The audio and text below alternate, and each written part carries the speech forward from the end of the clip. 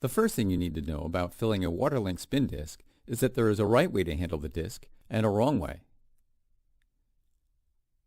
The right way is this, by its edges.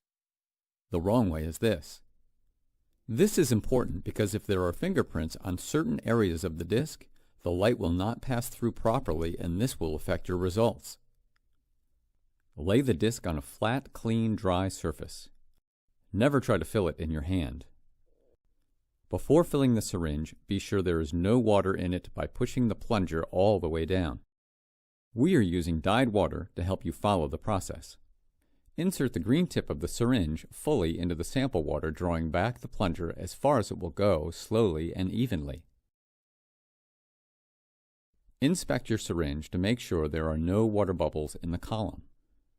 Insert the tip of the syringe into the fill hole. When inserted properly, the syringe will stand up on its own. When you fill the disk, the syringe must be perfectly vertical. Press the plunger slowly and smoothly to fill the disk.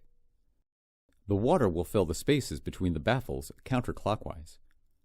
Each baffle will fill from the bottom to the top. Add the sample water until the space after the third baffle is filled to the top and reaches past the embossed line. If the disk is overfilled, sample water will flow out of the overflow hole in the center of the disk. The disk is not leaking. Dry the disk and run the test. Wet disks should be dried thoroughly with a lint-free wipe. Disks should be filled and used within 10 minutes. They cannot be filled ahead of time. Look at your syringe after you have filled your disk. There should be about 1 centimeter of water left in the syringe.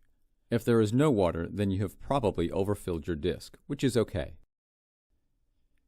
If you have more than 1 centimeter of water in your syringe, then you have underfilled the disk and probably have a bubble in it and will need to take corrective action. To remove an air bubble from the disk, insert the nearly empty syringe into the disk. Slowly pull up the plunger until the air bubble goes back into the syringe. Then slowly dispense the sample back into the disk. The disk is now ready to be tested. Insert your disk into the meter. Always use the black disk cover. Run your test. When your test is done, make sure you remove the disk. Never leave the disk in the meter.